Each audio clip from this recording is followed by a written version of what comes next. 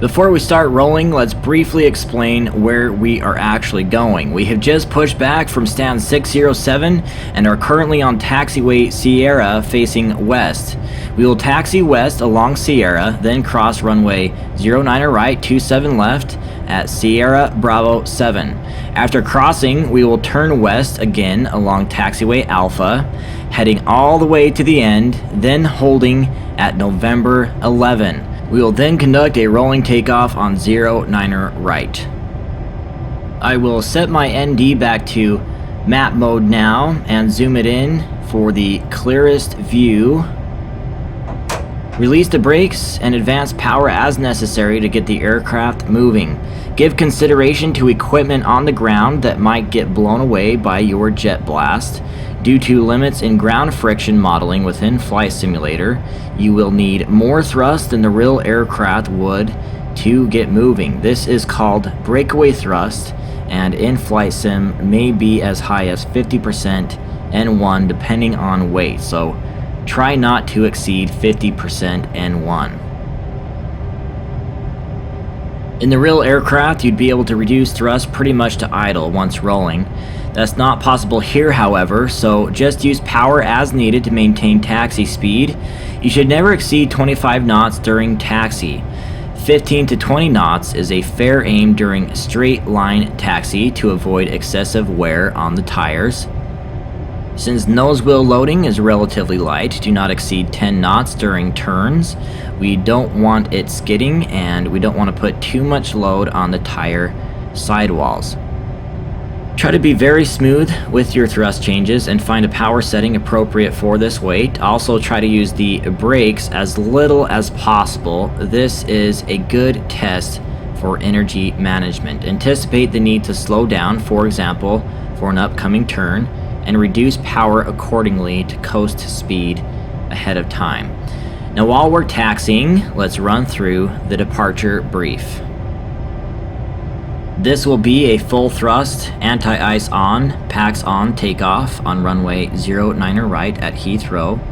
Wind is 070 at 16, which gives us a 15 knot headwind component and a slight crosswind from the left. Topcat calculated a 5,920 foot stopping margin for a rejected takeoff at V1. If we have any failure below 80 knots, I will call the stop and we will reject the takeoff. Above 80 knots, we're into the high-speed portion of the takeoff. Auto brakes and auto spoilers will be available.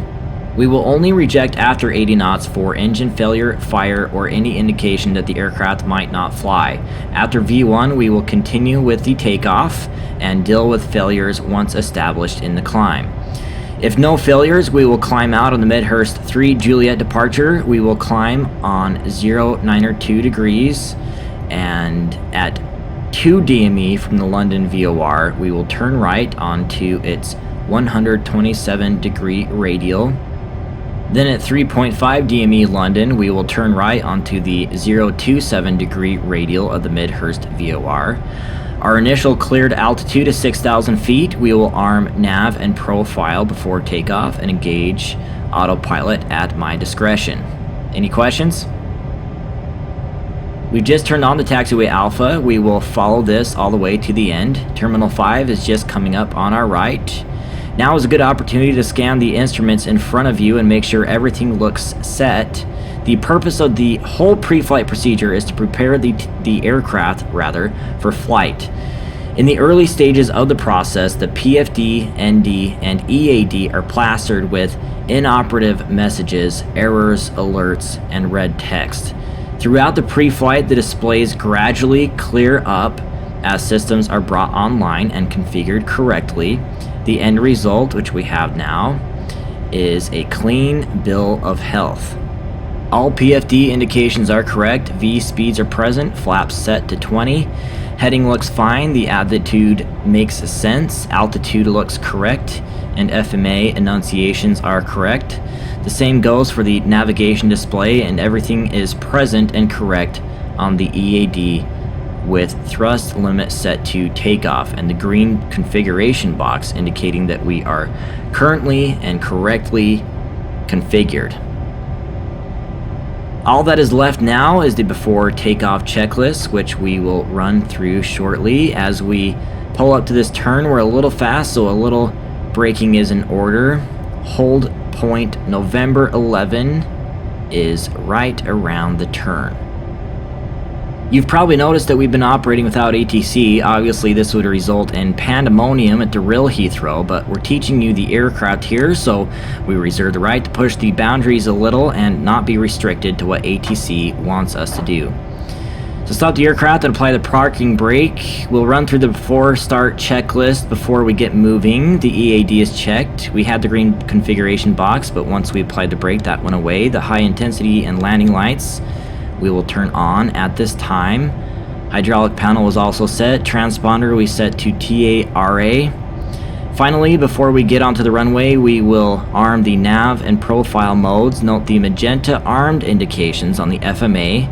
Nav will become active at 100 feet, radar altitude and profile at 400 feet. I will also press the VOR1 and VOR2 buttons on the EIS control panel to bring up the corresponding information on the ND. I'd say we're about ready to go flying, so throttle her up and cross the hold short line after you release the parking brake. And now we are going into runway territory. Obviously, this is something you should never do without clearance from ATC, so just bear in mind what we said earlier.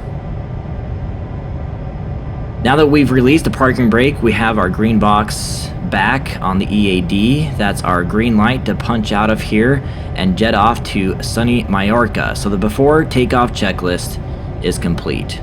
We have a nice, fairly gradual turn here onto the runway. Do bear in mind though that the nose wheel is about 6 meters behind where you're sitting, so you'll need to compensate for this when you turn.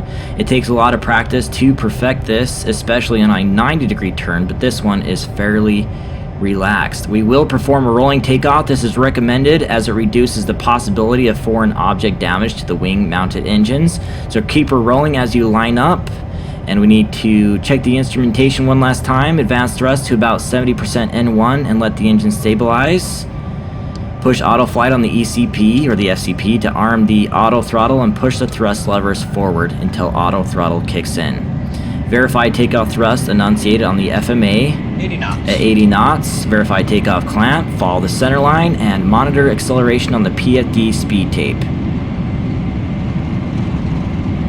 V1. At V1, we are committed to flight. Rotate. At VR, rotate smoothly but not too fast to avoid tail strike. When positive rate of climb is observed and called, select gear up. We are pitching for V2 plus 10 knots, which is displayed both numerically at the top of the speed tape and as a magenta dot. The flight director will give us guidance for this. It's very sensitive, however, so don't put too much effort into chasing it. Lateral guidance is being provided by nav mode as shown in the FMA roll mode window. At about 1500 feet radar altitude, auto throttle will go to climb thrust. You can hear the click and observe the climb limit on the EAD and the climb thrust on the FMA. You will need to pitch over to maintain V2 plus 10. I found that following the flight director through the pitch over can cause you to get a little slow, so try to anticipate it ahead of time. I will engage autoflight now, verify autopilot 2 on the FMA. Passing through about 3,000 feet above ground level, acceleration to climb speed starts. The flight director will command a reduction in pitch. As speed passes, flaps retract on the speed tape. Retract flaps. While the flaps are in transit, reference speed will increase to 245 knots, then 250 knots once they are retracted fully. Monitor the aircraft as it flies the standard instrument departure. Note the green trend vector on the speed tape indicating that we are accelerating. It shows the estimated speed in 10 seconds at our current rate of acceleration. Approaching slats retract speed on the PFD, note that it is yellow. As we accelerate through it, it will turn green, and that means that we can retract the slats also. So do that. With the slats retracted, we are completely clean and should get a pretty impressive rate of climb out of the aircraft. Unfortunately though, we will be held down by the altitude restriction on the departure at 6,000 feet. We will level off shortly, so watch the FMA altitude control mode switch to hold. As it does so, the speed mode switches to thrust. Since we will be flying level, the auto throttle will have to adjust thrust to maintain the target speed, which in our case is 250 knots, evidenced by the magenta 250 in the FMA speed control window and the magenta dot on the speed tape. The lateral mode is unchanged and remains nav. Now is the situation where I will bend the rules a little with ATC. The chart makes it very clear that we must not climb above 6,000 feet unless cleared. However, in the interests of further teaching you the autoflight system, I will recklessly ignore this and pretend that we have been cleared. And we will go direct, flight level 300. So I've just set that on the FCP altitude window. On the PFD, note that the only change is that we now have profile to 33,000 indicated in the FMA altitude window. The upper altitude figure in the FMA shows, in this case, the altitude set on the FCP. It is magenta because 33,000 feet is the cruise altitude that we set in the FMS earlier. Now head back to the FCP and pull the altitude knob. This engages pitch and climb thrust modes again, just as we had before we leveled off at 6,000 feet. The difference, however, is that climb thrust is now in white, indicating that it has been manually selected and is no longer set by the FMS. In case you missed it when you looked over the charts, transition altitude was 6,000 feet. Since we have passed through 6,000 feet already, we must adjust our altimeters. So above transition altitude, we must set our altimeters to the standard pressure setting of 1013 hectopascals. So on the ECP, pull the knob for standard and verify that 1013 is indicated on the PFD. We will also change the SFDS altimeter now. You can push the knob for standard. We're a little late to the party, but let's run through the after takeoff checklist. Gear up and lights off, spoiler handle disarmed, auto brakes off, flaps are up, slats retracted, air, hydraulic, and fuel panels are all in auto. Indications, rather lack thereof, are normal. We are passing through 10,000 feet, so we'll switch the landing and nose gear lights off, and we will leave the passenger signs as they are for the moment. EAD, nothing of concern here. Continuing with the checklist now.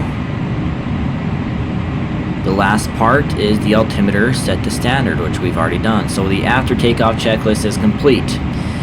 We took a while to get around doing that checklist as we were talking about the autopilot, but we got there in the end. So looking at the ND, the Midhurst VOR is coming up ahead, less than 10 miles away. The green VOR 2 pointer is pointing right at it, as it should be, since we tuned it into the VOR 2 nav radio earlier. VOR 1 is still manually tuned to the London VOR. I will clear this now to allow the radio to auto-tune again. While we were running through the after takeoff checklist, we climbed through 10,000 feet. The FMS speed had a restriction of maximum 250 knots below 10,000, as is fairly common around the world. Passing through 10,000, FMS speed increased to 346 knots and pitch reduced to allow the aircraft to accelerate to that speed. We have just reached reference speed, so the aircraft is pitching up to maintain it. Don't forget, whenever speed is in pitch mode, engines are set to whatever thrust limit is active. At the moment, that is climb thrust. Speed is then controlled by pitch. We have now passed over the Midhurst VOR. The FMS had an altitude restriction of 6,000 feet set per the departure. Since we have now passed Midhurst, we can engage profile mode again. When we do so, the active modes will not actually change, but climb thrust on the FMA will turn to magenta, indicating it is now FMS controlled. So on the FCP, let's now press the profile button and observe the changes.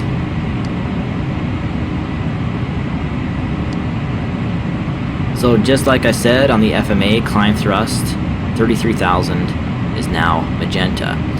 Since we are well out of the clouds now and total air temperature is normal for this altitude, let's turn off anti-ice. We'll also turn off seatbelt signs for what it's worth. Turning off anti-ice will give us a marginally better climb gradient due to better reduced workload on the engines. We still have well over 10,000 feet to go to cruising altitude. Rather than boring you the rest of the ascent, we'll cut back in a little before the top of climb. So we'll talk to you then.